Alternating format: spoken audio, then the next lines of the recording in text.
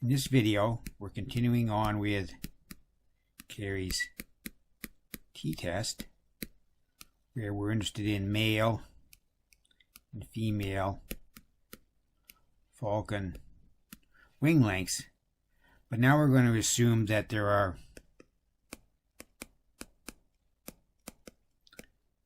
unequal variances for those two populations.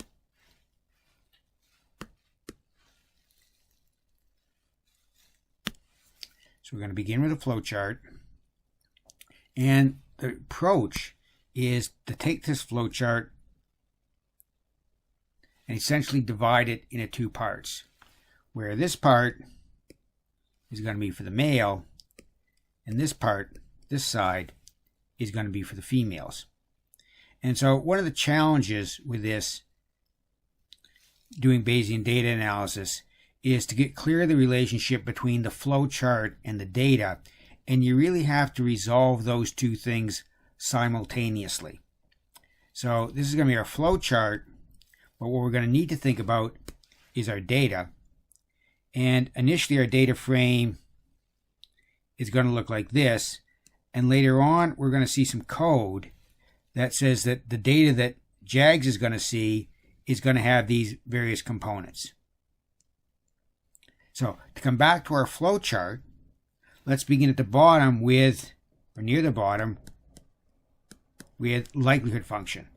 And again, we're going to partition this out so we do the males separately from the females. And so for the males, we've got y1. Well, what is y1?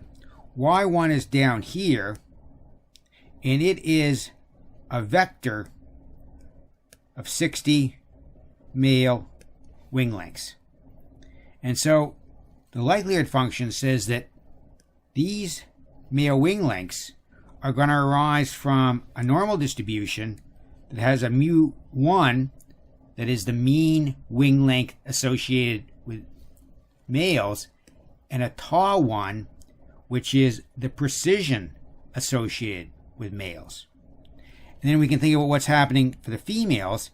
It's going to be a very similar sort of thing. We're going to see how we do this later on. We're going to have this variable y2, which is a vector with 40 elements, and those are the 40 female wing lengths. So y2 are the wing lengths of the females, and they're going to be assumed to come from, as its likelihood function, a normal distribution with mean mu2, mean wing length of the females, and tau2, the precision associated with the females. So all this stuff is our likelihood, and then what we need to do is specify our priors. So for the males, I've specified the prior for the mean. This way, I've chosen the value of 60. It doesn't really matter that much what I've chosen as my value here, because I've made my precision so very low that essentially I've got a relatively flat prior. In terms of the precision of the male wing lengths, again, remember that's a two-stage process, where first of all I assume that the value of sigma, and sigma 1, of course, is going to be the standard deviation associated with male wing lengths. That's going to have as its prior a relatively flat, uniform distribution. And then once I've got sigma, I take the reciprocal of sigma squared to get precision. And then over here for the females, I'm just going to do essentially the same thing. I've chosen this as the prior for the mean of the female wing length populations, and this as sigma 2 as being the standard deviation of the normal distribution from which those values of y are going to be taken.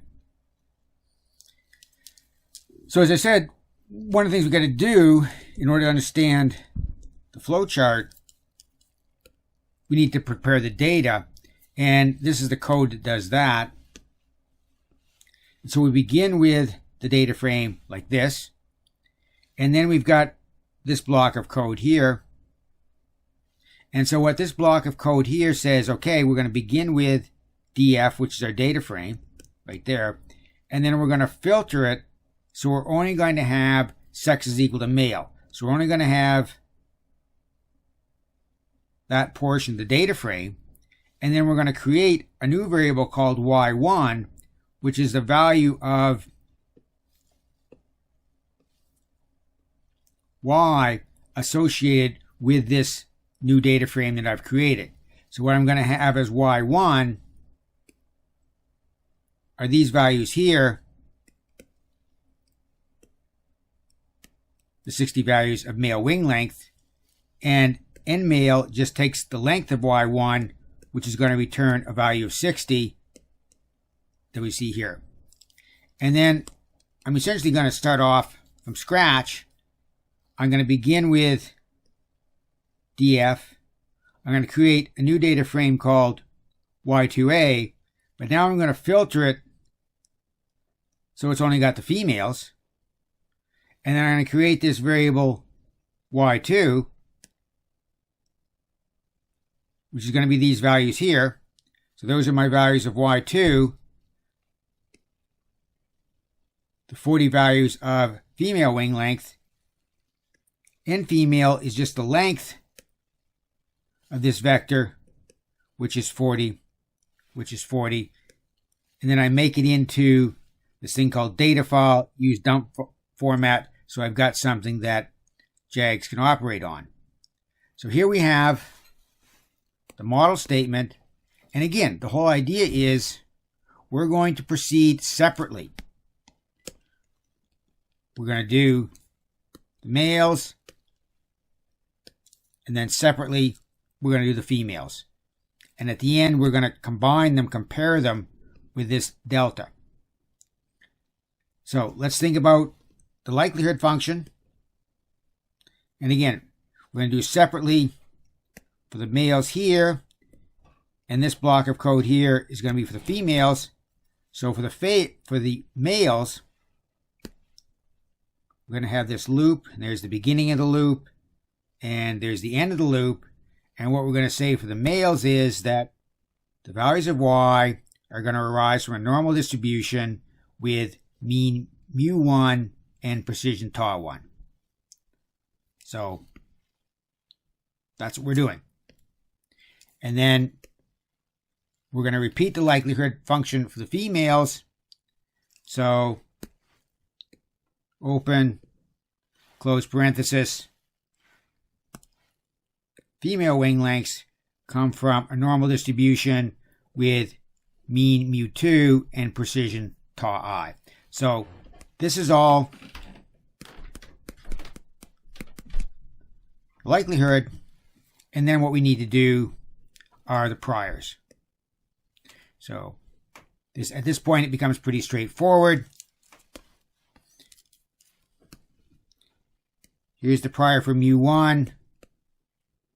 This two-stage process to get the priors for tau1, prior for mu2, priors for tau2. That's all this stuff. And at the end, we're going to have this derived quantity, which is delta mu2 minus mu1, where mu1